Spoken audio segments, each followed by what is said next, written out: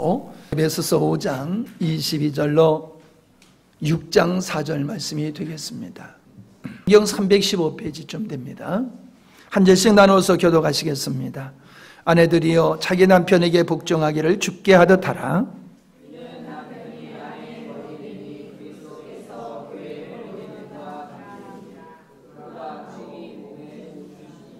그러나 교회가 그리스도에게 하듯 아내들도 범사에 그 남편에게 복종할지니라.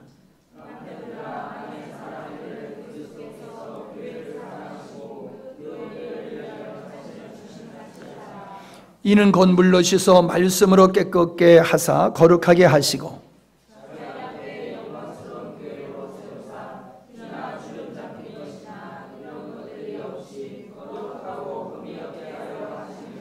이와 같이 남편들도 자기 아내 사랑하기를 제 몸같이 할지니 자기 아내를 사랑하는 자는 자기를 사랑하는 것이라.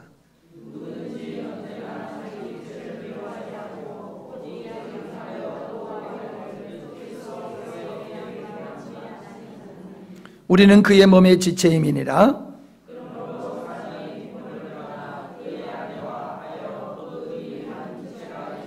이 비밀이 크도다. 내가 그리스도와 교회에 대하여 말하노라.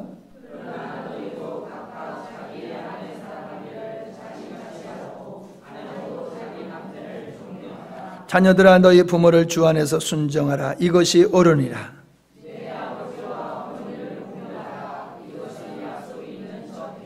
이는 네가 잘되고 땅에서 장수하리라.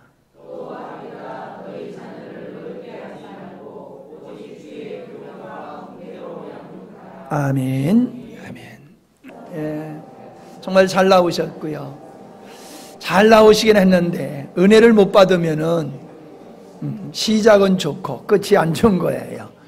예, 잘 나오셨으니 은혜 받으시기 바랍니다. 예, 오늘 은혜 받으시면은 여러분의 인생과 가정의 새 역사가 이루어질 줄 믿습니다. 오늘 말씀의 제목은 건강한 가정의 미래. 예, 건강한 가정의 미래. 이런 제목으로 말씀을 드리려고 합니다. 우리가 인생을 살면서 많은 일을 합니다. 그 많은 일들 중에는 참으로 소중한 아주 중요한 일들이 많이 있는데 그 중에 가장 중요한 일은 저는 자녀를 양육하는 일이다. 그렇게 믿고 있습니다. 세월이 벌써 많이 지나갔습니다. 저도. 그래서 이제 누가 물어봐요. 목사님 손주가 몇이요? 그러면 5이요. 그러면 와 그래요. 인생을 신속히 살다 보니까는 손녀가 5이 됐습니다.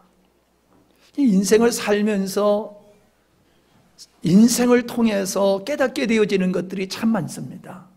배워서 알게 되는 것이 아니라 삶을 통하여서 알게 되어지는 것이 참 많은데 그 중에 하나가 바로 자녀 교육이라는 것입니다. 내 인생을 잘못 산 것도 후회스러운 것이 많지만은 그보다도 더 후회스러운 것이 있다라고 하면은 내가 자녀 교육을 보다도 좀 잘 시켰으면 좋았을 걸 하는 것이 더 아쉬움으로 다가옵니다. 왜냐하면은 내 자녀의 인생은 내가 어떻게 양육하느냐에 달려서 그 인생이 만들어지는 것이거든요. 그러니까 내 자녀의 인생은 그 자녀의 삶과 수준과 그 어떠함은 나에게 책임이 있다는 거지요. 내가 올바른 교육을 하고 바른 교육을 하고 제대로 교육을 했다라고 하면은 보다도 우리의 자녀들이 지금보다는 더 훌륭하고 아름다운 모습으로 또 유익한 모습으로 살지 않을까 그런 생각이 드는 거예요. 네. 인생은 아무리 내가 노력한다고 해서 내가 노력하는 것만큼 살 수 있는 게 아니더라고요. 도움을 받고 사는 게 인생이거든요. 누구의 도움을 받아야 되느냐? 여러분의 도움을 받아야 되지만 결정적인 것은 부모님의 도움입니다. 어떻게 부모님의 도움을 받느냐에 달려서 내 인생이 달라지더라라고 하는 것을 인생을 살아보니까는 위로 보면은 부모님을 바라보면서 그때 부모님이 이렇게 나를 인도해 주셨으면 참 좋았을 터인데 하는 아쉬움이 있고요. 이제 뒤를 돌아서 자녀의 삶을 보면 야, 그때 내가 자녀를 이렇게 인도했으면 참 잘한 것인데 내가 잘못했구나, 이런 후회함이 오더라는 거예요. 사회적으로 명예를 얻고 권세를 얻고 자기가 하고 싶은 일을 완성했다고 그걸 성공하는 인생이다, 출세하는 인생이라고 생각하는 것은 어리석은 거라고 생각합니다. 인생에서 모든 것을 이루었다 할지라도 자녀 교육을 실패하면 그 인생 실패입니다. 다른 것이 좀 부족해도 자녀의 교육만을 바르게 했다라고 하면은 저는 그 인생은 성공한 인생이다. 인생에게 가장 주어진 사명 중에서 가장 중요한 사명이란 바로 자녀 교육이 인생에게, 부모에게 준 가장 소중한 것이라고 저는 그렇게 믿습니다. 여러분도 그렇게 믿게 되어지기를 바랍니다. 우리 너무 그저 먹고 사는 일에 바쁘다 보니까는 자녀 교육이라고 하는 부분에 있어서 좀 잘못된 생각을 가지고 있는 것이 현실인 것 같은데, 오늘 좀 새로운 마음으로 여러분이 부모된 자세를 좀 돌아볼 수 있는 시간이 되어지기를 원합니다. 하나님이 친히 만드신 기관은 가정과 교회입니다. 그래서 가정과 교회의 원리는 동일하다라고 하는 겁니다. 교회의 머리는 그리스도고 가정의 주인 되심도 주님이십니다. 그러므로 교회를 하나님의 집이라고 성경에서는 말씀하고 있는 겁니다.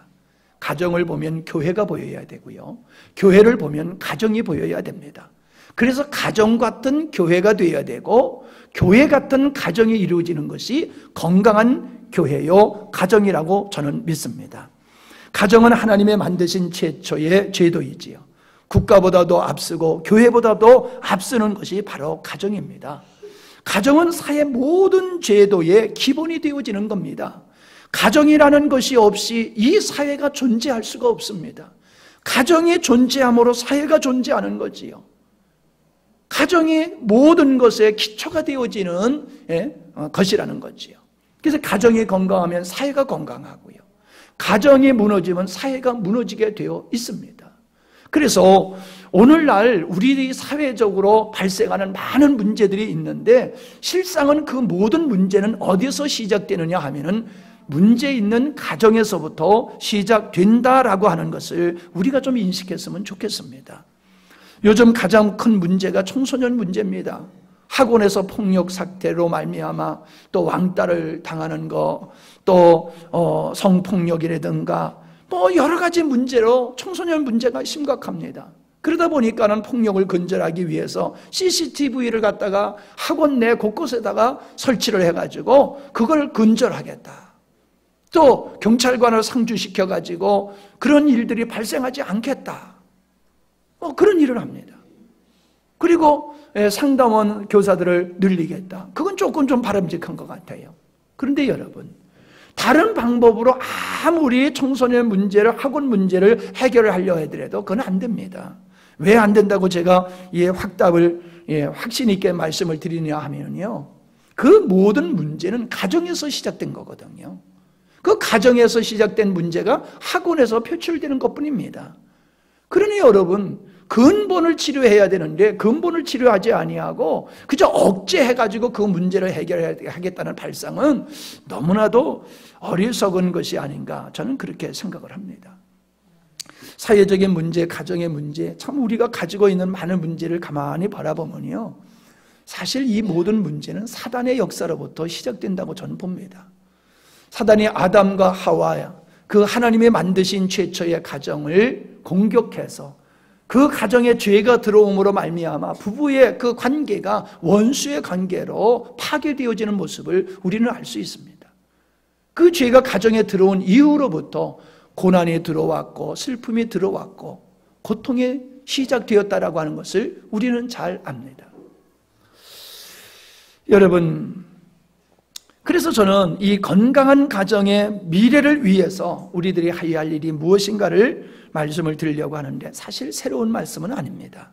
중요한 것은 뭐냐 하면은 여러분이 실천을 하셔야 된다는 거예요. 듣는 데 머물렀고 동의하는 데 머물러서는 안 되는 거고요. 여러분들이 맞다고 생각하면은 이제 오늘 저녁부터 여러분이 좀 실행을 하실 수 있기를 바랍니다. 먼저는 가정은 하나님을 위해서 존재하는 것이라는 거예요. 사람들은 행복한 가정을 추구합니다. 근데 여러분, 그 행복한 가정의 목적이 되어서는 안 됩니다.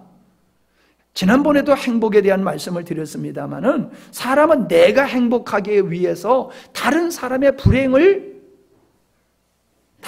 불행까지도 요구한다라고 그럴까요? 내가 행복하기 위해서는 다른 사람 불행한 거 상관없어 하는 것이 오늘 죄인된 인간들이 추구하는 모습이라는 것이지요. 여러분, 우리는 행복을 추구하니까는 바른 것 같지만은 그 행복을 추구하는 것이 하나님 안에서의 행복이 아니고 나를 위한 행복이라고 하면 거긴 정욕이 있는 것이고 거긴 이기와 거긴 시기와 질투라고 하는 것이 내재되어 있다는 거, 이거 잊어서는 아니 될 줄 믿습니다. 우리의 아름답고 건강하고 행복한 가정을 통해서 하나님의 영광이 드러나야 돼요. 하나님의 뜻이 우리 가정에 이루어짐으로 결국에 이 땅에 하나님의 뜻이 이루어지기 위한 수단과 방법으로서의 가정, 행복한 가정이 필요한 것이지 하나님과 상관없는 행복한 가정, 그거는 하나님 앞에서 아무런 가치가 없다라고 하는 것을 기억하면 좋겠습니다. 사람들이 결혼 전에 신앙생활을 참 잘합니다. 그런데요, 결혼한 후에 그 신앙이 계속 유지되느냐 하면은 그런 경우가 참 많지 않는 것 같아요. 예. 그러다 보니까 어른들이 뭐라고 말씀하시냐면은 결혼 전에 믿음은 믿을 수가 없다, 그렇게 말씀들을 하는 것을 보게 됩니다. 제가 이번에 가가지고 참 감동받았는데, 우리 농어촌 목회자들 수련회가 있었습니다. 그 수련회 찬양으로 섬기고 간식으로 섬기는 몇 해 동안 그렇게 하시는 교회가 있어요. 그 교회도 우리 교회와 같이 시골 교회인데 규모가 우리하고 비슷한 것 같아요. 뭐 아이들까지 해서 한 100여 명 모인다 하는 거 보니까는 우리 교회 같은데, 시설은 우리 교회가 훨씬 좋아요. 환경도 훨씬 좋고 좋아요. 그런데요, 참 제가 감동을 받은 게 몇 가지가 있는데, 선교를 위해 가지고 청년들이요 사업을 해요. 어떤 사업을 하면 신문지 돌리는 사업을 하더라고요.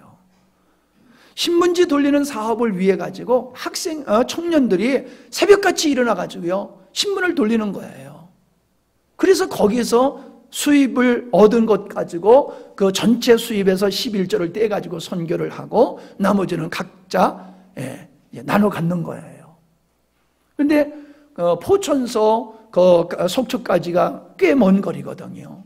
근데 직장에서 오전 근무하고 그리고 조퇴를 하고 와가지고 찬양으로 섬겨요. 그리고 그분들이 청년들이 뭘 주면 떡을 해가지고 와가지고 목사님들 간식을 드리고, 또 곱창구이를 해가지고 와서 간식을 드리고, 이것저것 우밀조밀하게 준비를 해가지고 아주 열심히 섬기는 모습을 보면서 제가 굉장히 감동을 받았습니다. 그러면서 옛날에 우리 청년들, 지금 집사님들 청년 때 그렇게 교회를 섬겼을 때 그 모습을 그 교회에서 보게 되고, 그 목사님의 아드님이 반주자하고 결혼을 하는데 이번 달에 결혼을 합니다. 이 아름다운 모습들이 참 많은 것을 보게 돼요. 여러분, 요즘 시대에 젊은 청년들이 그렇게 하나님 앞에 헌신하기 참 쉽지 않습니다. 쉽지 않아요. 근데 그렇게 하는 모습을 보면서 제가 감동을 받았는데, 여러분, 우리는 이 신앙생활이, 가정에서의 우리들의 신앙생활이 아름답게 이루어질 때에 그 신앙생활이 유지가 될 수가 있어요. 여러분 가만히 보세요. 우리 특별히 주일학교 교사하시는 우리 집사님들 보세요. 부모님이 신앙생활하는 아이들은 그래도 신앙생활이 계속 유지가 되어집니다. 근데요, 부모님이 신앙생활하지 않는 아이들, 그 아이들은 초등학교 때 열심히 교회 나오다가 중학교 올라가면 거의 다 떨어집니다. 중학교 올라가가지고 고등학교 올라가게 되면 그것도 더 떨어집니다. 고등학교에서 대학교 들어가면 거의 다 떨어집니다. 가정이 믿음의 생활을 하지 않는 집에서 청소년들이 믿음의 생활을 한다는 것은 얼마나 어려운지 모릅니다. 그냥 가정에 믿음의 생활을 한다는 것은 굉장히 큰 축복이라고 저는 그렇게 확신을 합니다. 여러분, 결혼하여서 아이를 생산하는 것은 하나님의 뜻을 이루는 것임을 믿으시기를 바랍니다. 하나님께서 아담, 하와를 부부로 만들어주시고 자녀를 생산하게 해주셨는데 그것은 그냥 아담의 자녀를 생산하는 것에 머무르는 것이 아닙니다. 아담의 자손을 통해서 하나님께서는 창세전에 계획하신 수많은 하나님의 아들들을 얻기 위한 계획으로서 인생을 통하여 자녀를 낳게 하신 것입니다. 그러므로 그냥 자녀를 낳는다라고 하는 것은 우리의 자녀를 생산하는 것이 아니라 하나님의 창조의 의도를 우리가 동역하는 것이다 라고 하는 것이기 때문에 자녀를 생산하는 것은 아주 신령한 일임을 믿으시기를 바랍니다. 그래서 그 자녀를 또 하나님께서 원하시는 그런 자녀로 만들어가는 것, 이것이 바로 인생에 해야 할 삶의 과제임을 믿으시기를 바랍니다. 요즘 사회가 여러 가지로 좀 다양해지다 보니까는 결혼을 늦게 하는 것이 이제 대세가 되어 있고 또 결혼을 안 하고 사시는 분도 참 많습니다. 원론적인 것은 결혼을 해야 됩니다. 그러나 성경에 보면은 은사 있는 자는 결혼을 안 하는 것도 또 하나님 앞에 영광이다. 그렇게 또 말씀도 하고 있습니다. 중요한 것은 결혼해야 하느냐 안 해야 되느냐 그것이 중요한 것이 아니라 결혼을 통해서 하나님의 말씀이 실현되어지는 것이 주님의 뜻임을 믿으시기를 바랍니다. 하나님은 가정을 통해서 당신의 뜻을 이루어 나가시지 가정과 상관없이 하나님의 일을 하시는 법이 없음을 여러분이 잘 인식을 하시고 여러분의 가정에 교회와 같은 역사가 있기를 바랍니다. 그러기 위해서는 우리 아버지들이 먼저 믿는 분들이 제사장과 같은 역할, 즉 목사님과 같은 역할을 가정에서 하셔야 됩니다. 아멘? 분위기가 달라야 돼요. 집에 들어가면은 예수 믿는 집에 분위기가 물씬물씬 나야 돼요. 이상한 거 걸어놓고 그러면 안 돼요. 들어가면 다 예수 믿기 전에 다 모아놨던 거 있잖아요. 예수 믿기 전에 누가 한 병 주면은 야 이거 비싼 건데 하고 딱 진열해놨던 거, 이제는 그런 거 없애야 돼요. 어떤 집에 달마도 있어. 달마도 따다. 그런 거는 없애야지요. 믿는 집 가정에 그런 분위기가 있으면 안 되는 것이거든요. 자, 두 번째, 가정은 교회의 모형이다라고 하는 겁니다. 아담과 하와는 그리스도와 교회의 모형인 것이지요. 아담의 가정을 통해서 장차 하나님의 집인 교회가 탄생할 것을 보여주시는 것입니다. 행복한 가정이 목적이 아니라 가정이 하나님의 뜻을 이루는 역할을 해야 될 줄 믿습니다. 이 일을 위해서는 세 가지를 반드시 해야 됩니다. 그것이 뭐냐면 가정 예배와 가르침과 봉사 훈련이다라고 하는 것입니다. 예배는 하나님과의 관계이고요. 가르침은 자녀의 인격 형성을 위함이고요. 봉사는 자녀들의 사회성을 기르는 훈련이 되어지시는 것입니다. 이걸 구체적으로 더 말씀을 드리면요, 예배라고 하는 것은, 가정 예배라고 하는 것은 굉장히 중요한데 우리가 가정 예배를 통해서 자녀들에게 하나님을 알아가게 하는 거예요. 그래서 자녀들이 하나님을 알고 하나님과의 아름다운 관계를 갖고 살아가도록 그렇게 만들어주는 것이 가정 예배다라고 하는 겁니다. 공예배와 가정 예배는 차이가 있어요. 하나님을 통해 가치관과 세계관이 형성돼야지 되는 겁니다. 사람은요, 무엇을 따라 사느냐 하면은 자기가 지니고 있는 가치관, 자기가 세상을 어떻게 보느냐, 세계관, 그것에 의해서 사람은 살게 되어 있어요. 그러니까 아이들에게 너 바르게 살아라, 바르게 살아라 그래도 그 자녀가 잘못된 가치관을 가지고 있고 잘못된 세계관을 가지고 있으면요, 걔는 바르게 못 삽니다. 바르게 못 살아요. 집에서는 아주 양순한 순 같지요.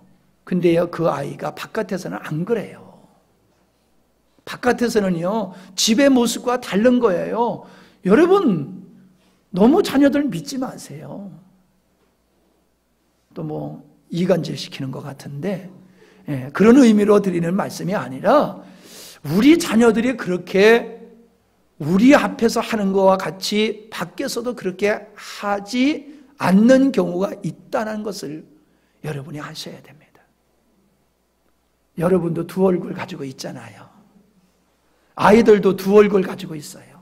집에서의 얼굴, 바깥에서의 얼굴, 두 얼굴을 가지고 있는데 우리는 내 앞에서 보여지는 얼굴만을 우리는 믿음으로 굳게 믿고 있는데 그러다가는 나중에 크게 후회할 일이 생긴다는 것입니다. 바른 가치관, 바른 세계관을 심어줘야지만이 그들은 바른 인생을 살게 되어 있습니다. 물어보세요, 여러분. 아니, 살펴보세요. 같이 생활해 보세요. 너무들 바쁘다 보니까는 자녀들과 대화할 시간이 없어요. 함께 어떤 시간을 공동체로 할 수 있는 기회가 별로 없어요. 그러니까 우리는 자녀들을 알지 못해요. 얼굴만 보고 저 내 아들이구나, 내 딸이구나, 그것만 알지 내 딸이 무슨 생각을 가지고 살고 있는지, 내 아들이 어떤 가치관을 가지고 살고 있는지 그걸 부모들이 모른다는 겁니다. 내 자식, 남의 자식은 구별할 줄 알아도 내 자녀의 생각과 인생의 목적을 부모가 아느냐 하면은 아는 부모가 많지를 않아요. 뭐 자신도 모르는데 부모가 알 길도 없지요. 그만큼 우리는 부모와 자식의 관계가 아주 가까운 것 같아도 사실은 너무너무 먼 거리에 있는 것이 오늘날 대부분의 추세다라고 하는 것을 우리가 알았으면 참 좋겠습니다. 여러분, 우리가 자녀들에게, 저도 그래요. 참 자녀에게 많은 걸 물려주고 싶어요. 자녀들에게 많은 걸 물려주고 싶은데 그 물려준다고 해서 그들이 다 그거를 소유할 수 있고 누릴 수 있느냐면 꼭 그런 것이 아니거든요. 많은 걸 줬다 해서 꼭 유익을 주는 것이고 뭘 못 주면은 그것이 자녀들의 인생의 불행인 거, 그것은 아니더라고요. 이게 중요한 것이 뭐냐 하면은 많은 걸 내가 물려주기보다도 바른 신앙, 바른 가치관, 바른 세계관을 아이들에게 심어주는 것, 그것이 부모가 해야 할 일임을 믿으시기를 바랍니다. 아멘? 예, 밥 못 먹이고 죽을 먹여도 괜찮아요. 좋은 옷 못 입혀도 괜찮습니다. 아이들에게 바른 신앙, 바른 가치관, 바른 세계관을 심어주면은 그 아이들은 어디에 갖다 놓아도 흔들림이 없습니다. 자기 몫을 감당하고 자기 길을 갈 줄 압니다. 사람들한테 손가락질 받지 않습니다. 하나님께 인정받는 인생이 될 줄 믿습니다. 탈무드로 얘기한다라고 하면요, 고기를 주는 게 아니라 고기 잡는 법을 가르쳐 주는 것, 그리고 자녀들에게 맨날 손 붙들고 가는 것이 아니라 지도를 주고서 네가 이 지도를 보고 네가 찾아가 봐 라고 하는 것과 같은 것이 뭐냐? 자녀들에게 가치관을 바르게 심어주는 거예요. 아멘? 내가 가치관이 없는데 뭘 심어주냐 말이에요. 오늘날 그리스도인들이 바른 신앙, 바른 가치관, 바른 세계관이 없어요. 어저께도 어떤 자매가 상담 전화가 왔는데 자기를 도와주는 어떤 분이 자꾸 말씀을 하시는데 그분 말씀을 들으면 내 마음이 편치 않다는 거예요. 뭔가 그분은 나를 위해서 얘기해 주는데 나하고 자꾸 이렇게 부딪힌다는 거예요, 자신하고. 그 얘기를 들어보니까요, 그분은 교회 다니는 분이라고 하고 그 자매를 사랑한다고 하면서 이야기를 해주는데 그 이야기를 들어보니까는 그분의 가치관은 성경적인 가치관이 아니에요. 잘못된 가치관이에요. 그 가치관을 가지고 내가 너를 위한다고 하면서 잘못된 가치관을 자꾸 심어주는 거예요. 거기 부딪힘이 일어나는 거죠. 괴로워서 이게 무엇이 옳은지 그런지 혼미스럽다고 전화가 와서 한참 대화한 적이 있습니다. 성경을 배움으로 우리는 하나님을 알아가야 됩니다. 그리고 인간의 도리가 무엇인지를 말씀을 통하여서 그걸 자녀들이 배워야 됩니다. 여러분, 사람이 사람다운 것은요, 인간으로 태어났기 때문에 인간다운 삶을 살 수 있는 게 절대로 아닙니다. 하나님의 어떤 분인지를 알고 하나님을 알 때 인간이 어떤 존재인지를 알기 때문에 도리를 알게 되는 거예요. 하나님도 모르면서 인간의 도리를 어떻게 압니까? 왜 세상 사람들이 아무렇게나 삽니까? 그분들은 하나님을 모르기 때문에 인간의 도리를 모르는 거예요. 왜 교회를 다니면서 엉뚱한 짓을 하고 삽니까? 하나님을 모르는 거예요. 내 안에 바른 정체성, 바른 가치관이 세워지지 않는 거지요. 인간의 도리가 뭔지를 몰라요. 참 민망스럽습니다. 사람이 사람답게 살 때에 아름답게 보이는 거예요. 존귀하게 느껴지는 거예요. 사랑스러운 거예요. 근데 인간이 가치를 상실해버리면요, 멋지게 꾸몄다 할지라도 역겨워요. 말은 거창하게 하는데 그의 삶을 봤을 때에 너무나도 예의가 없고 도리에 어긋나는 행위를 하는 거 보면요, 구역질이 난다니까요. 그 사람이 뭐 남루한 옷을 입어서 구역질 나는 게 아니에요. 오물이 묻어서 냄새 나는 게 아니에요. 하나님을 모르면 그렇게 돼요. 인간의 도리를 모르기 때문에 짐승같이 사는 거예요. 자기 존대로 사는 거예요. 자기 감정대로 살아가는 거예요. 자기 이익을 쫓아 살아가요. 그러니 누가 그런 사람을 좋다고 말하겠습니까? 그렇게 살아가면서 어떻게 행복한 가정을 만들어갈 수 있겠어요? 안 되는 거지요. 사람은 관계적인 존재잖아요. 태어나면서 부모님, 자라면서 형제, 학교 가서 친구, 선생님, 이웃들, 동료들, 사회에 여러 만나는 구성원들과 만나는 그 만남 속에서 나라고 하는 정체성이 만들어지는 거예요. 그러니까 부모님을 떠나서 내가 누구냐 말할 수 없지요. 국가를 떠나서 내가 누구냐 말할 수 없지요. 하나님을 떠나서 내가 누구냐 말할 수 없어요. 내가 누군지를 말하려고 하면 부모님이 계셔야 되고 국가가 있어야 되고 하나님이 있어야 돼요. 그분 앞에서 내가 누구다라고 했을 때에 내가 어떻게 살아야 되느냐, 이게 정답이 나오는 거잖아요. 아멘? 그 위에서 살아가야 되는 거예요, 여러분. 그 위에서. 저는 신앙의 가장 큰 유산임을 믿습니다. 창세기 4장에 보면은 가인의 후손이 나옵니다. 가인의 후손이 나오는데 그 후손 중에는 의로운 자가 하나도 안 나와요. 살인자가 나오고 쌈꾼이 나오고 타락한 문화의 조상으로서 그들의 이름이 거명되는 것을 볼 수가 있습니다. 근데 5장에 보면은 아담의 후손 아벨을 대신하여 태어난 셋, 그의 후손이 나오는데 그의 자녀들 가운데는 악한 사람이 하나도 없어요. 모두가 의로운 자예요. 특별히 하나님과 동행했던 에녹이 그의 자손이고 홍수로 심판했을 때에도 구원을 받았던 은혜를 입었던 노아가 바로 셋의 후손인 거예요. 여러분, 내가 믿음으로 발을 쓰게 되면 내 자녀들은 다 경건한 자녀들로 성장되게 되어 있어요. 근데 내가 술주정뱅이고 인생을 엉터리로 살게 되어지면 내 자녀들 중에선 쌍꾼이 나오는 거고 마약쟁이가 나오는 거고 도둑쟁이가 나오는 거고요, 못된 놈들이 나오는 거예요. 아무리 그렇게 하지 말라고 그래도요, 그게 아니에요. 그렇게 되는 게 아니에요. 신앙을 유산으로 물려주라고 제가 늘 말씀드리지만은 아직도 신앙을 유산으로 물려주는 것에 대해서 마음에 중요하게 인식하는 분들이 많지 않는 것 같아요. 여러분, 내가 신앙을 다른 건 못 물려줘도 우리 자녀들에게 내가 가지고 있는 신앙만큼은 물려줘야 되겠다, 이렇게 생각하시는 분이요, 신앙의 가치를 아시는 분이에요. 신앙이 인생에 미치는 영향이 얼마나 중요하고 크냐를 아시는 분이에요.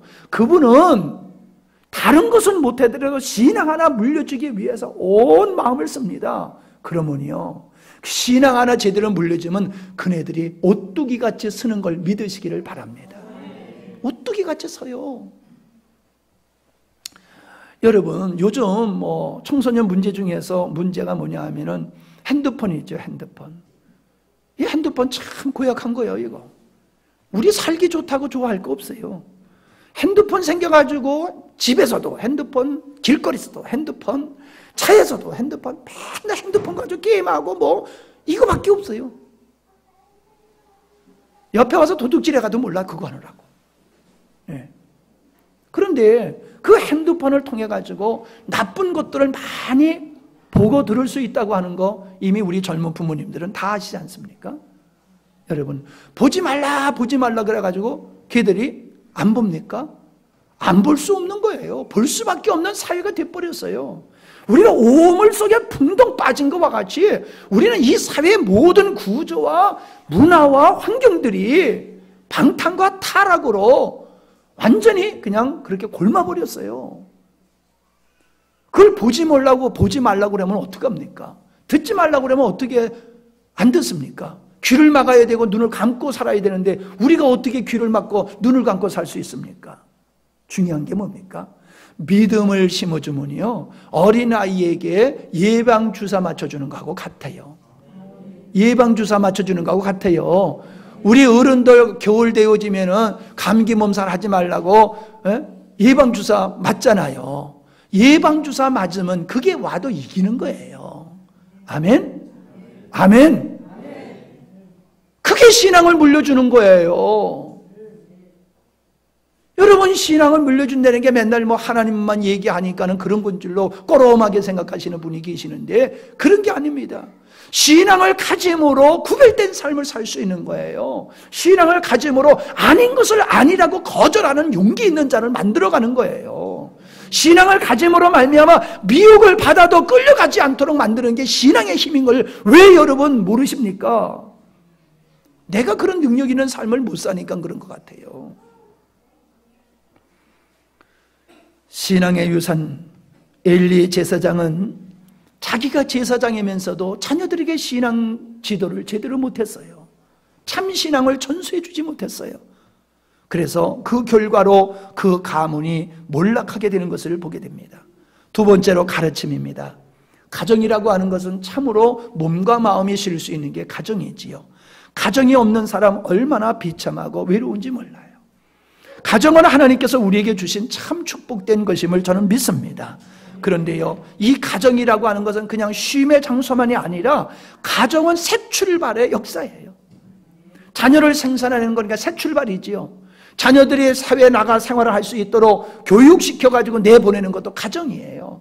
가정은 끝이 아니고 완성이 아니고 시작점이라고 하는 것을 여러분 기억하시기를 바랍니다. 그러니까 어떤 교육에 의해서 시작되느냐에 따라서 미래가 달라지는 거예요.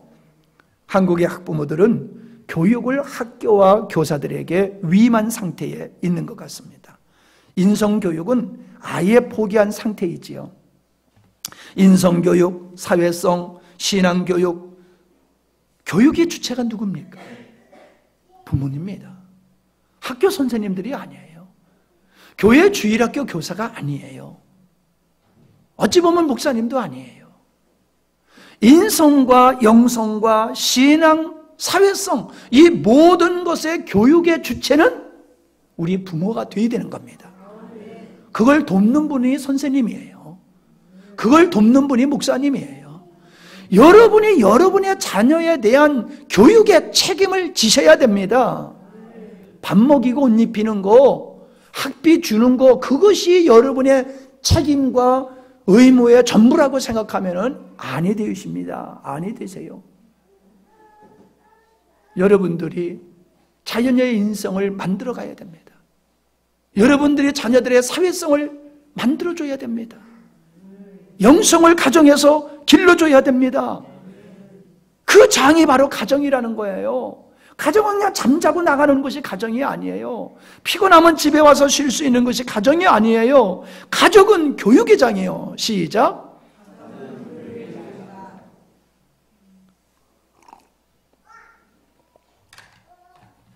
가정은 교육의 장이기 때문에 가정은 환경도 좋아야 돼요.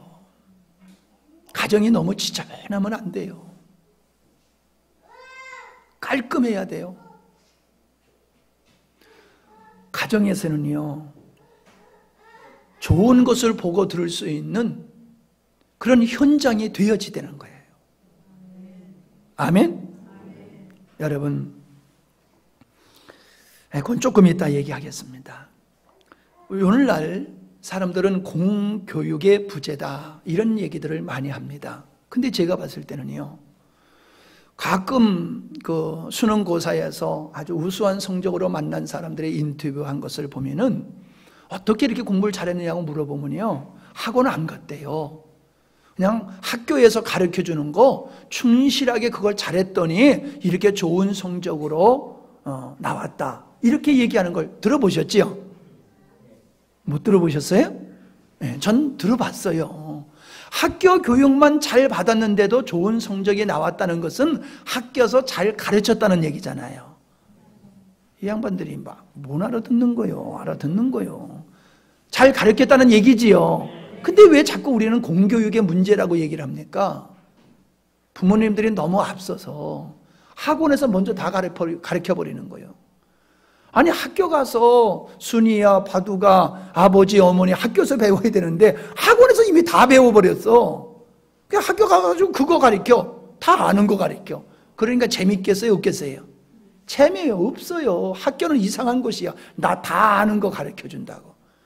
그냥 들어가면서부터 학교에 대한 재미가 없는 거예요. 뭐 호기심이 있어야 되고 기대감이 있어야 되는데 이미 벌써 학원에서 다 배워가거든요.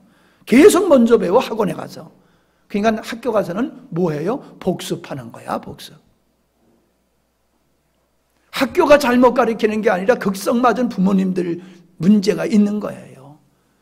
교육의 부재는 가르치는 그거의 문제가 아니라 오늘날 교육 시스템이 인성교육을 시키는 게 아니라 인성교육을 빼버리고 학과 교육만 시킨다는 거예요.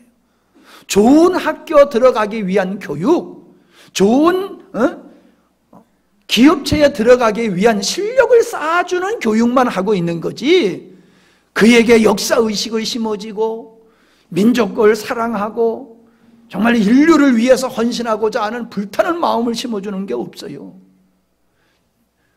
나는 그런 생각을 해봐요. 옛날에는 우리 부모님들 배우지 못해도요, 대한 독립을 위해 가지고 독립군에 들어가 가지고 싸우고 목숨을 버려서 나라를 지키기 위해서 목숨을 버렸는데 요즘 젊은이들을 대한민국 지키기 위해서 목숨 내놓을 사람 몇이나 있을까? 난 그런 생각을 해봐요. 우리 효훈이는 대한민국을 위해서 목숨을 내놓으려는지 모르겠어. 네? 역사의식이 없어요. 우리가 어떻게 생겼느냐는 거야, 우리가. 이 대한민국이 오늘날 이 세계 10위권에 들어가는 이 경제 대국인 대한민국이 어떻게 생기게 됐느냐 몰라요. 젊은이들이 그냥 저절로 세상에 진화론에 의해서 저절로 사람이 생겼다고 그러는 것 같이 그냥 저절로 잘 살게 되는 줄 알아요. 저절로 잘 살게 됐어요? 여러분의 부모님 뻘 되시는 분들이 독일에 간호원으로 가가지고 거기서 시체 닦아주면서 받은 돈으로 지하 3,000m 이상에 내려가가지고 그 열기 속에서 탄광해가지고 그거 보내준 돈으로 한국 경제가 시작이 됐잖아요. 월남에 가가지고 피 흘려서 번 돈 그거 가지고 경부 고속도로가 이루어지고 포항제철 같은 게 세워지고 그래서 한국 경제가 일어나기 시작해서 오늘날 이 부흥의 역사가 일어난 거예요. 저절로 된 게 아니에요. 이걸 몰라. 그게 뭐예요? 역사의식이 없다는 거예요. 6.25 그냥 옛날 우리가 그냥 텔레비에서 보는 드라마 보는 식이에요. 이 자유 대한민국을 지키기 위해서 우리의 아버지, 어머니, 할머니, 할아버지들이 얼마나 피를 흘렸는지 모르는 거예요. 역사의식이 없으니까는 오늘 내가 어떻게 살아야 되는지를 모르는 거예요. 대한민국의 이 교회 부흥이 어떠한 많은 순교사들에 의해서 선교사들의 순교에 의해서 복음이 전파돼 가지고 오늘 한국교회가 이렇게 이루어지는 거 모르는 거예요. 여러분 영광스러운 교회 역사의식이 있습니까? 22년이 됐는데 22년 동안 오늘에 오기까지 어떠한 일들이 있는지 여러분 아십니까? 그걸 모르니까는 오늘의 고마움을 모르는 거예요. 그냥 당연지사야 모든 게. 여러분 가르침이라고 하는 것은 바로 역사의식을 심어주는 거예요. 자기의 정체성을 심어주는 거예요. 저는 총독부 건물을 해체해가지고 없애는 걸 보면서 참 마음이 아팠습니다. 총독부 건물이 창덕궁 앞에 있는 총독부 건물도 보기 싫은 것도 사실이지만은 그것이 일제 치하의 산 증거물이잖아요. 우리 대한민국이 서로 자기들끼리 싸우다가 통째로 나라가 일본에 먹혀버리고 그거로 말미암아 총독부가 생겨지게 됐잖아요. 궁궐이 헐린 자리에 총독부 건물이 거창하게 들어섰잖아요. 그것이 해체되기 전에 가서 보아도 지금 보아도 웅장했는데 그 옛날에 그 위용을 봤을 때 모든 사람이 기가 죽었을 거예요. 한국 사람들을 그냥 기를 팍 죽어버린 거죠. 그래서 통치한 거죠. 치욕스러운 거예요. 그래서 치워버리기를 원했지요. 뭐 정기, 뭐 왕궁에 뭐 가로막는다, 뭐 그래가지고 치워버린다. 어쨌든 간에 치웠는데 저는 그게 아쉬웠어요. 왜 아쉬웠습니까? 제가 뭐 일본 사람 좋아해서 그런 거 아니에요. 역사, 치욕의 역사도 역사예요. 치욕의 역사도 역사예요. 그걸 보면서 과거에 왜 우리의 민족이 이렇게 치욕스러운 일을 당했는가를 우리 자녀들이 그 건물을 보면서 배우도록 깨닫도록 심어주도록 하면은 얼마나 좋은 교육장이냐 말이에요. 싹 없애버리고 말로만 하면은 애들이 보아줘도 감동을 안 받는데 안 보고 얘기하면 뭘 가지고 믿을 거냐 말이지. 여러분, 우리는 역사성이 있어야 됩니다. 가정에도 역사성이 있어야 돼요. 우리 부모님들이, 우리 조상들이 어떻게 살았느냐, 우리 민족, 우리 조상들이 어떻게 살았느냐, 우리 교회의 역사성, 어떻게 우리 교회가 세워지기 위해서 얼마나 많은 분들이 수고하고 애썼느냐, 이걸 알아야 됩니다. 그래야지 내가 만들어지는 거예요. 인간은 교육을 통해서 만들어지는 존재입니다. 교육을 통해서 만들어지는 거예요. 내가 어떤 교육을 받았느냐에 달려서 내가 만들어지는 겁니다. 여러분, 제가 계속해서 강조를 합니다마는 여러분, 인식이 조금 덜 되시는 것 같아요. 내가 만들어진 나는, 지금의 나는 내가 어떤 걸 경험했느냐, 무엇을 배웠느냐, 내가 어떤 사람과 관계를 가졌느냐, 내가 지금 사회적인 어떤 지위에 있느냐, 무엇을 소유했느냐, 내가 지금 살고 있는 이 사회적 정서가 어떠하냐, 그거에 의해서 내가 만들어지는 거예요.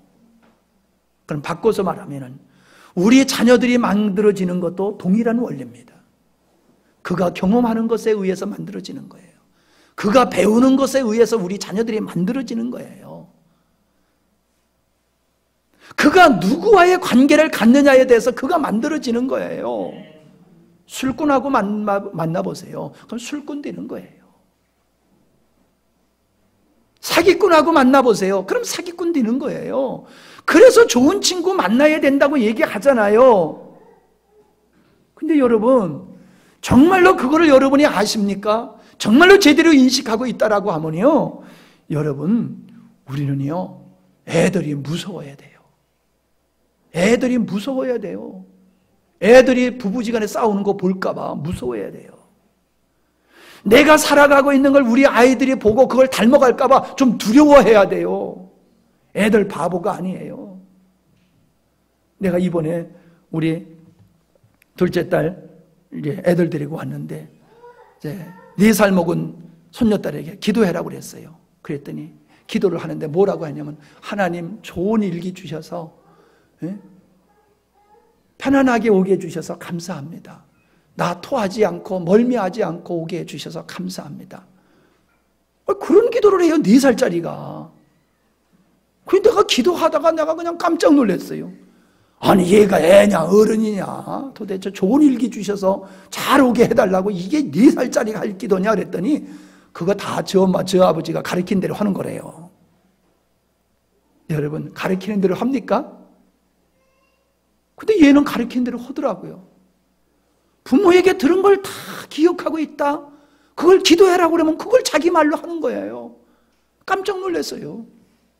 지난번에 그랬잖아요. 불 켜줬는데 가만히 있으니까 할아버지 감사해, 할아버지 감사해 라고 막 야단치는 거 내 얘기했잖아요.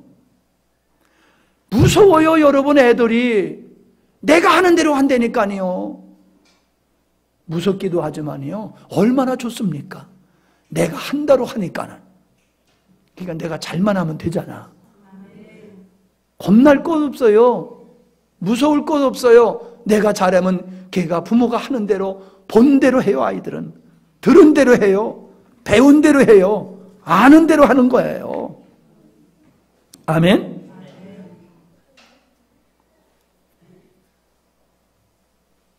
그들은 본 대로, 들은 대로, 받는 대로, 배운 대로 하는 거예요.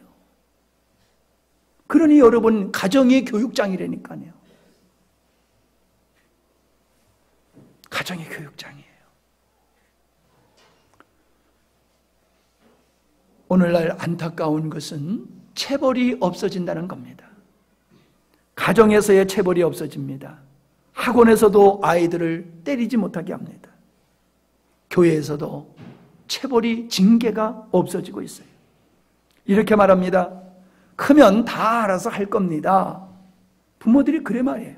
지금 어려서 아무것도 몰라서 그러는 거지 크면은 알아서 잘할 겁니다 하는데 요 말은 몰라요. 3살 버릇 8살까지 간다는 건 몰라요. 몰라서 하는 거지만 습관이 되면 못 고쳐요. 몰라서 못한다. 아니에요. 아이들은 몰라도 어른이 시킨 대로 해야 돼요. 아멘? 알고 할 때까지 기다리면 안 돼요. 몰라도 바른 거를 가르쳐야 되는 거예요. 아멘? 그래서 3살에 버릇을 들이려니까요. 3살 버릇을 들이려니까요. 애들 낳고 안아주지 말라고 그러지요. 왜? 안아주면 버릇 들여가지고 꼭 안아줘야지만 잠단다고. 버릇 잘못 들이지 마. 그러잖아요. 아니, 그런 소리 못 들어봤어. 참 이 동네는 이상한 동네네. 3살 버릇이 여든 가는 거예요. 그러니까 버릇 잘못 들이면 부모 고생한다고 버릇 제대로 가르쳐야 된다고 하면서 어찌하여 자녀들이 잘못하는 것에 대해서는 그렇게 넉넉하게 용납을 하시냐 말이요. 나중에는 알아도 습관이 돼가지고 안 한다니까요. 그러니까 어렸을 땐 몰라도 바르게 살도록 가르치셔야 됩니다. 가르치셔야 돼요. 성경에서는 초다를 참아 못하는 자는 그 자식을 미워하는 자라고 그랬어요. 자식을 사랑하는 자는 근실하게 징계를 한다고 그랬어요. 잠언서 20장 30절에 보니까 상하게 때리는 것이 악이 없이 하나니. 상하게 때려야지 그에서 악이 빠져나간대요. 매는 사람 속에 깊이 들어가느니라. 매를 치면은 교훈이 깊이 들어간다는 거예요. 매를 때리면은. 여러분, 이게 하나님께서 우리에게 가르쳐 주신 교육의 방법입니다. 자녀들을 징계하라는 겁니다. 초다를 치라는 겁니다. 그래야지 교육이 된다고 인간의 그 죄성을 아시는 하나님께서 우리에게 그렇게 말씀을 하셨어요. 근데 뭐 우리가 이렇게 대단하다고 아이들한테 매를 안 듣냐 이 말이에요.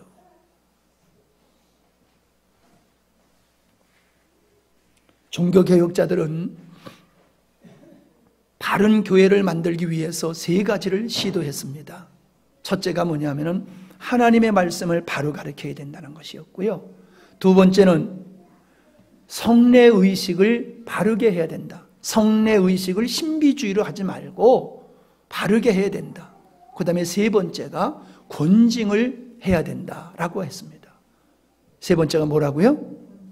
첫 번째는 2번째는 성례. 잘 기억하십시오. 하나님의 말씀이 바르게 선포되어야 된다. 2번째는 성례의식을 바르게 해야 된다. 3번째가 뭐예요? 권징을 바르게 해야 된다라고 하는 겁니다.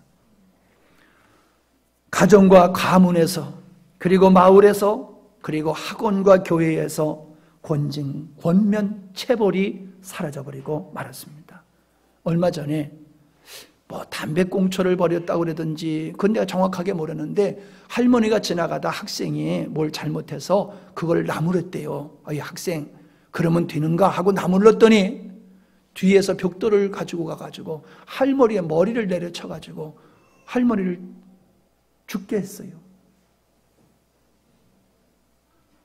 할머니를 죽게 했다니까요. 요즘은요, 애들 나무르면요, 낫을 들고 와서 영감탱이 죽고 싶어. 그리고 목에다 갖다가 낫을 갖다 대고 그래요. 가장 무서운 애들이 중2래요, 중2.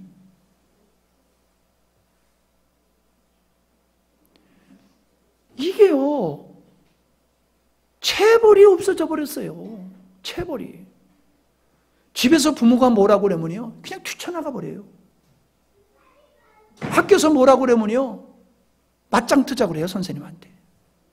교회에서 목사님이 징계를 하면요, 원수가 돼버려요. 교회가 이 교회만 교회야? 이 땅에 체벌이 없어졌어요. 그게 뭡니까? 그게 진리에 대한 도전이에요. 의에 대한 배신과 반역이에요. 여러분, 잘못을 얘기하면은 예, 잘못했습니다, 이게 맞는데, 이제는 잘못했다라고 하면은 어떤 변명을 들여대 가지고 자기를 의롭게 만들고, 예를 들어서요, 범죄자의 인권은 있어요. 피해자의 인권은 대한민국에서 없어요. 범죄자의 인권은 있어도. 이게 세상의 악으로 물들어가고 악이 세상을 지배하는 세상임을 여러분 보이지 않습니까? 잘못했다고 그러면은 잘못했군요, 인정하는 게 맞잖아요. 그리고 돌아서야 되는 게 맞잖아요. 그게 인간이잖아요. 아니라니까요. 이제는 부모님도 없어요. 어른도 없어요. 공권력? 우리나라 보세요. 공권력을 얼마나 우습게 여깁니까? 예?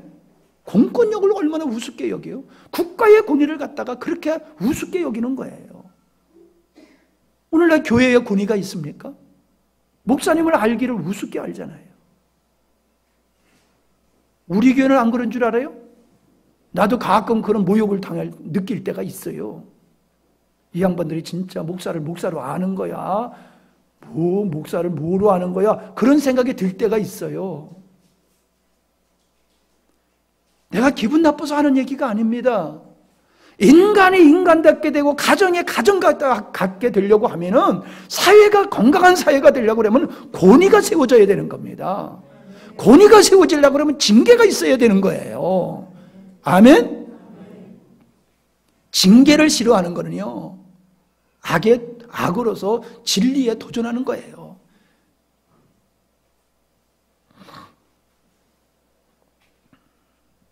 부모만큼, 목사만큼 가까운 존재가 없습니다. 그러나 격이 있어야지 되는 거지요. 요즘 아이들이 부모님에게 경호를 잘 안 써요. 우리는요, 과거에 어렸을 때는 아무것도 모르고 부모님한테 반말하다가 나이가 먹어가면 먹어갈수록 부모님에게 경호를 썼어요. 저는 형들하고요, 어릴 때부터 빨리 키가 커가지고 5살 위의 형들하고 놀았어요. 난 5살 위의 형들이 내 친구인 줄 알고 놀았어요. 근데 나중에 나이가 먹다 보니까 형이야. 친구가 아니고 형이더라고. 그냥 형한테 반말하기가 어렵더라고요. 그래서 갑자기 경호를 쓰려니까 되게 힘들더라고요. 예. 여러분, 자녀들에게 경호를 가르치세요. 부모님에게 반말 찍찍하도록 내버려 두지 마세요. 시켜도 안 하는 거 어쩌합니까? 나도 어쩔 수 없어요. 그러지만은 하고 안 하는 건 저들이 할 것이고, 여러분 자녀들에게 부모님에게 경호를 쓰는 걸 가르치시기를 바랍니다. 우리는 자녀들에게 세 번째로 봉사를 가르쳐야 됩니다. 봉사. 그래서 공부만 하면은 모든 것이 면제받는 것이 한국의 실태입니다. 고3만 되면은 그냥 왕이 아니라 황제가 돼버리는 거죠. 고3만 되어지면. 아이들이 청소할 줄을 몰라요. 아이들이 일상적인 일을 할 줄을 몰라요. 왜 할 줄을 몰라요? 안 해봤으니까 모르는 거지요. 아이들이 공부도 혼자 하고 놀아도 혼자 하고 모든 걸 혼자 하고, 그리고 안 하다 보니까 할 줄을 모르는 겁니다. 애들이 대화를 할 줄 몰라요. 토론을 할 줄 몰라요. 욕은 할 줄 아는데 자기 의견을 말할 줄 몰라요. 서로가 대화할 줄을 몰라요. 말하는 벙어리요, 말하는 벙어리. 바보 박사라는 얘기 들어봤습니까? 나 얼마 전에 들은 얘기요. 요즘 박사들은 다 바보래야.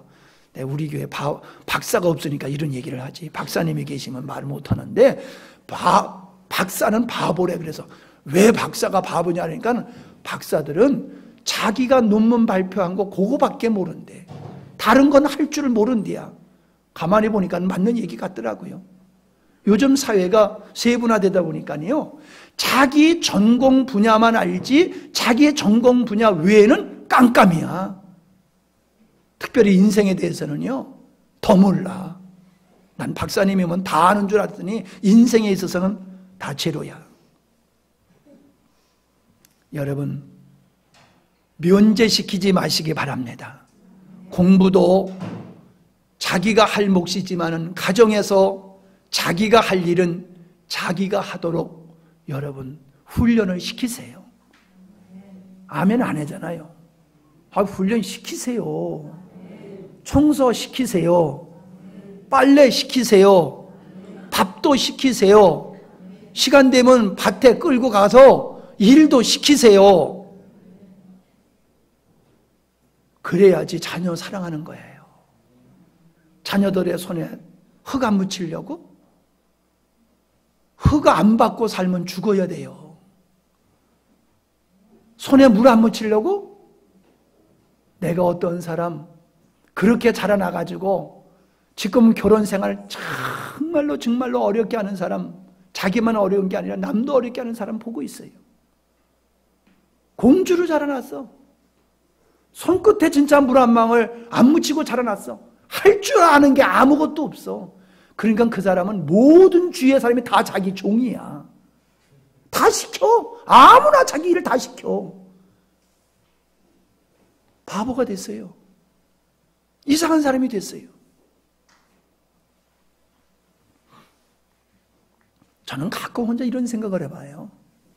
지금 사회가 정상적으로 잘 돌아가니까 다행인데, 사회가 이렇게 정상적으로 돌아가다가 어느 날 대지진이라든가 사회적인 어떤 기상이변이라든가 혹은 전쟁을 통해 가지고 지금의 생활 시스템이 완전히 뒤바뀌어졌다라고 그러면은 우리 아이들 살아갈 수 있을까? 응?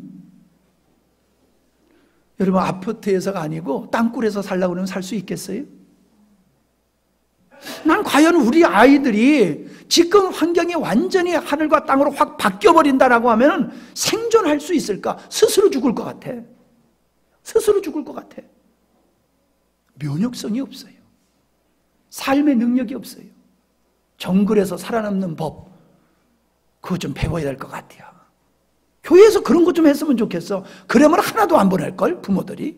왜 우리 새끼 교회 보내니까 고생시키는 거요? 하고 2번 다시 안 보낼 거야. 현대판 고려장, 양로원, 요양병원에 부모님들을 보내버리고, 보내시는 것이 잘못됐다는 얘기가 아닙니다. 보내고는 아예 잊어버려. 찾아가지도 않아. 연락한대요. 부모님이 위독하십니다. 그러면은 들려오는 소리가 돌아가시면 전화하세요. 그런데 돌아가시면 전화하세요. 또 어떤 놈들은요, 어떤 놈들이라고 내가 얘기해요. 와가지고 시비 건대요. 왜 우리 부모님을 이렇게 잘못 관리해가지고 돌아가시게 했느냐고. 그렇게 시비 걸어가지고 또 돈 뜯어가는 놈들도 있대요. 놈이라니까, 그거는. 그런 인간들이 이 땅에 많아요. 근데 그런 인간을 누가 만들었을까요? 왜 그 자녀가 그런 인간이 되었을까요? 저절로 그렇게 됐을까요? 공부면 전부라고, 출세하면 전부라고, 돈만 잘 보면 최고라고 여긴 그 부모들이 그렇게 자녀를 만들어버린 거예요. 저는 이번에 우리 막내 동생네 집에서 어머니가 계시다가 이제 돌아가셨는데, 우리 막내 동생의 큰딸이 25, 둘째가 21인가? 맞나? 네, 그런데요, 그 할머니가 돌아가시는 거 난 무서워할 줄 알았어요. 그런데요, 하나도 안 무서워하더라고요. 그 어머니, 그 할머니 몸에서 몸에서 자꾸 비늘 같은 게 떨어지잖아요. 허옇게 떨어지잖아요. 그러니까 잡수면 흘리지요. 소대변 받아내지요. 많은 시간은 그러지 않았지만요, 얘네들이 그거 하나도 더러워하지 않아요. 장갑 딱딱 끼고 막 탁 들어서가지고 번쩍 들고 그냥 다 씻겨내고 목욕시키고 또 먹이고 흘리면 다 닦아내고 조금도 꺼려하지 않더라고요.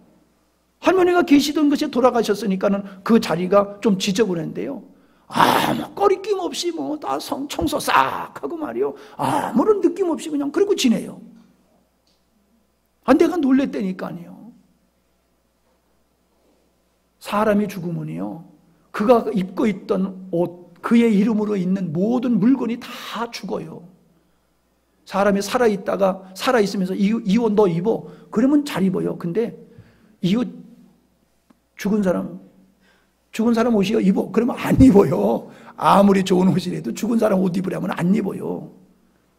뭐 죽은 사람 차 주고 타라고 그러면 탈려는지 모르지만은 사고 난 차는 안 타잖아, 사람들이. 제가 우리 조카들을 자랑했습니다마는 제 조카니까 자랑하는 게 아니라 너무나 기특해서 고마워서 제가 한번 설교 시간에 한번 해보는 거예요. 그랬더니 우리 집사님들이, 서울에 있는 집사님들이 와서 보고 며느리 삼고 싶다고 그러더라고. 며느리 삼고 싶다고.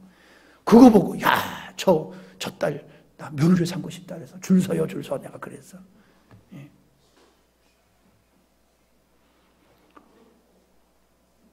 가정이 아무리 어려워도 여자가 바로 서면은 가정은 흔들리지 않습니다.